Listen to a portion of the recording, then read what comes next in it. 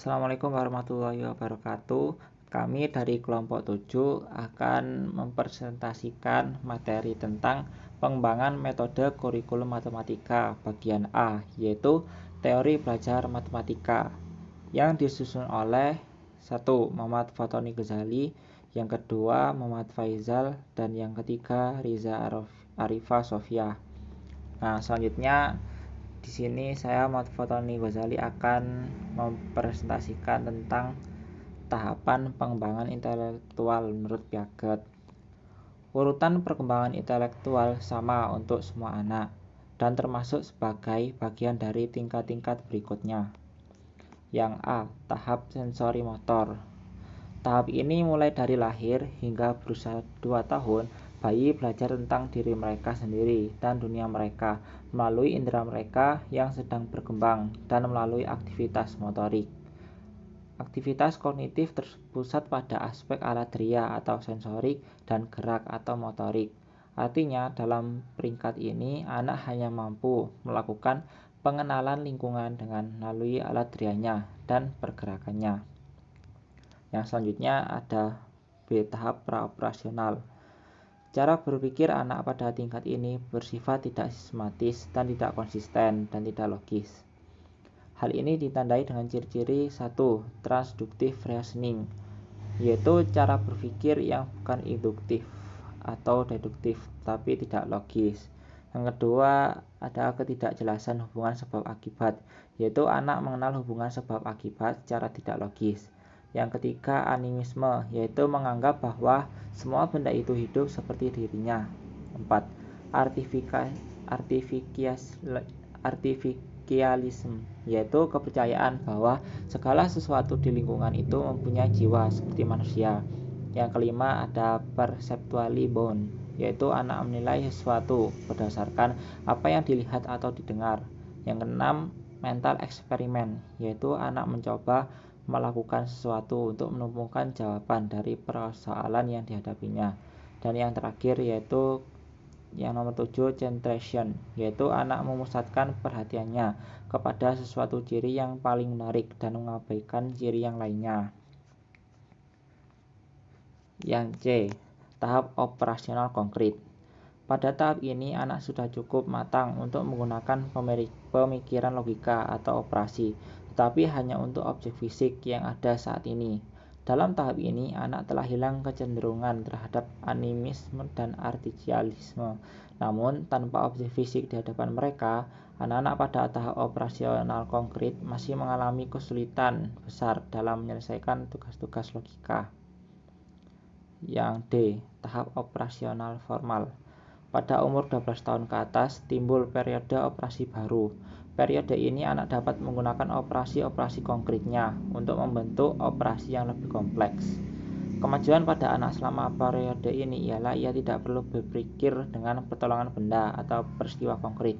Ia mempunyai kemampuan untuk berpikir abstrak. Yang selanjutnya yaitu B. Model belajar penemuan menurut Brunner. Brunner mengembangkan model belajar penemuan atau discovery learning. Model pembelajaran discovery learning yang dikembangkan Brunner dengan 3 tahapan pengembangan kognitif siswa, yaitu 1. Enaktif atau berbasis tindakan dan benda konkret. Tahap perkembangan siswa memperoleh pengetahuan dengan melakukan pengamatan langsung terhadap fakta atau realita yang terjadi di lingkungan sekitar. Siswa dapat langsung mengamati benda konkret pada situasi nyata, memegang dan menggerakkannya. Yang kedua, ikonik atau berbasis gambaran atau visualisasi. Tahap perkembangan siswa memperoleh pengetahuan tidak secara langsung melalui benda konkret atau situasi nyata pada lingkungan sekitar, melainkan melalui visualisasi verbal dan gambar-gambar. Siswa belajar melalui bentuk perumpamaan atau perbandingan.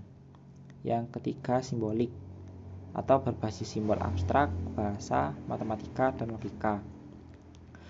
Simbolik ini yaitu tahapan perkembangan siswa memperoleh pengetahuan melalui simbol bahasa, matematika, logika, dan sebagainya. Siswa mampu menyampaikan ide gagasan dalam bentuk abstrak yang dipengaruhi tingkat perkembangannya. Pada prinsipnya, teori kognitif Brunner adalah pengembangan dari teori kognitif Jean Piaget dan Brunner, lebih menekankan bagaimana individu mengeksplorasi potensi yang ada pada dirinya. Selanjutnya, Brunner menjelaskan peran guru dalam belajar penemuan, diantaranya 1. Guru sebagai fasilitator. Yang kedua, guru harus pandai menstimulasi atau memunculkan masalah, dan nantinya para siswa ini akan memecahkan sendiri solusinya.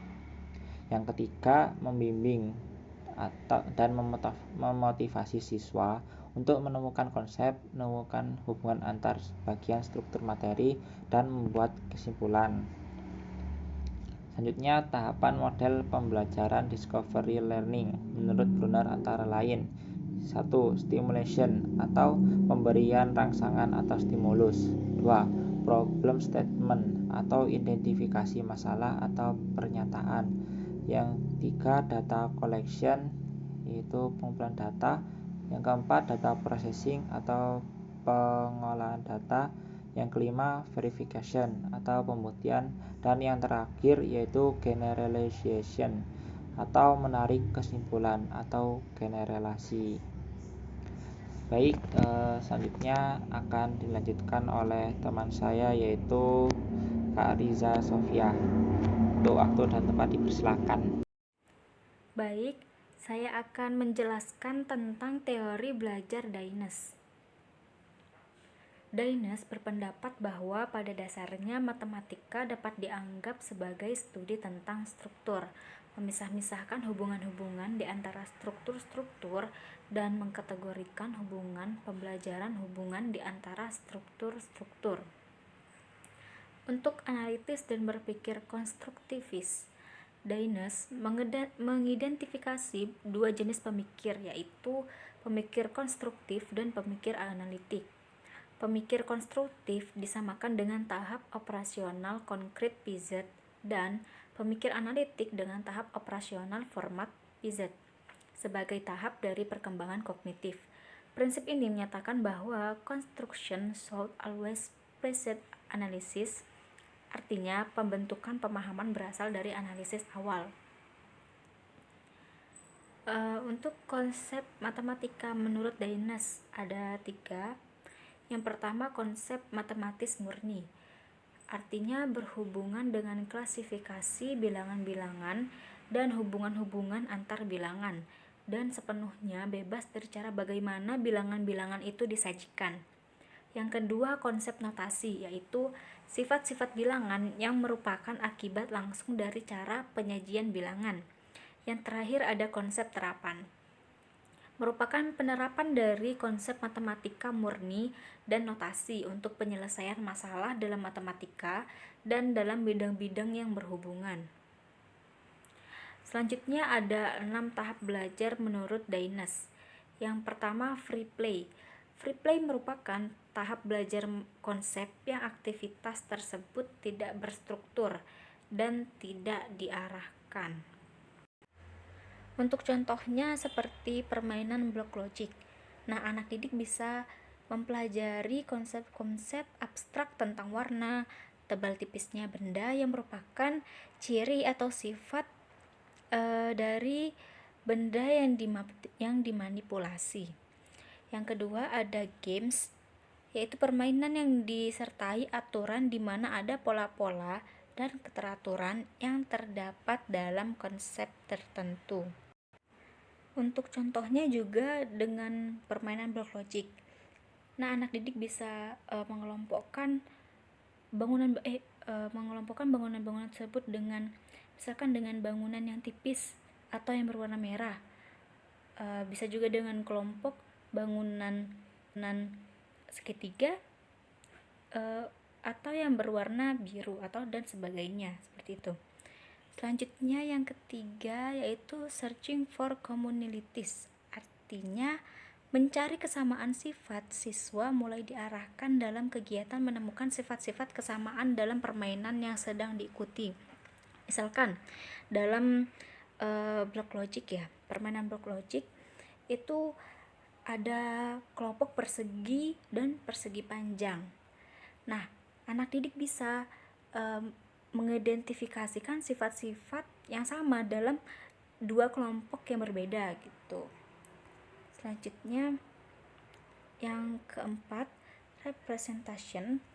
Representation adalah tahap pengambilan sifat dari beberapa situasi yang sejenis. Para siswa menemukan representasi dari konsep-konsep tertentu. Selanjutnya, symbolization. Simbolisasi termasuk tahap belajar konsep yang membutuhkan kemampuan merumuskan representasi dari setiap konsep-konsep dengan menggunakan simbol matematika atau melalui perumusan verbal. Yang terakhir ada formalization. Formalisasi merupakan tahap belajar konsep yang terakhir. Dalam tahap ini, siswa-siswa dituntut untuk mengurutkan sifat-sifat konsep dan kemudian merumuskan sifat-sifat baru konsep tersebut. Misalkan, anak didik telah mengenal dasar-dasar struktur dalam matematika sehingga anak didik mampu untuk membuktikan teorema-teorema tersebut. Teori belajar Van Hill.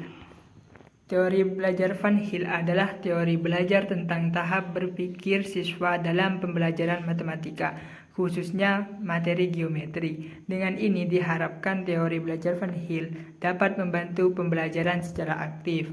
Tahap-tahap pemahaman belajar geometri. Tahap yang pertama, tahap pengenalan.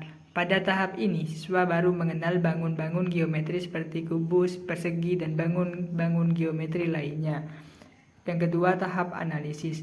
Pada tahap ini, anak-anak sudah mengenal sifat-sifat bangun geometri.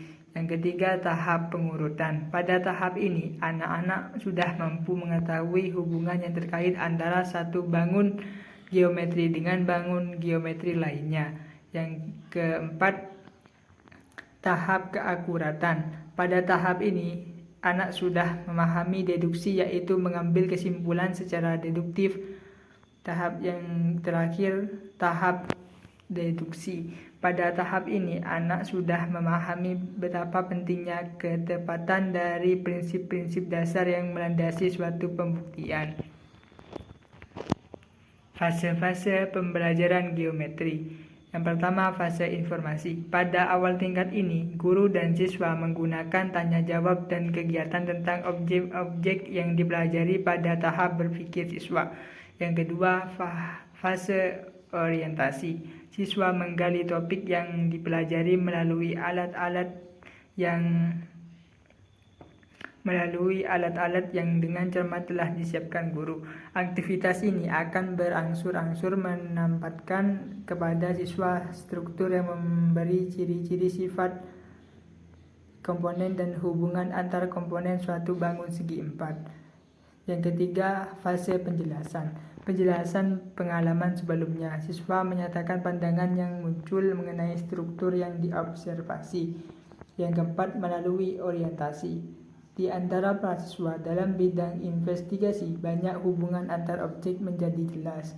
Yang kelima, fase integrasi. Siswa meninjau kembali dan meringkas apa yang telah dipelajari. Menurut Van Hill, terdapat 3 unsur utama dalam pengajaran geometri, yaitu waktu, materi pengajaran, dan metode pengajaran. Apabila ketiga unsur itu dikelola dengan baik, maka peningkatan kemampuan berpikir anak lebih tinggi.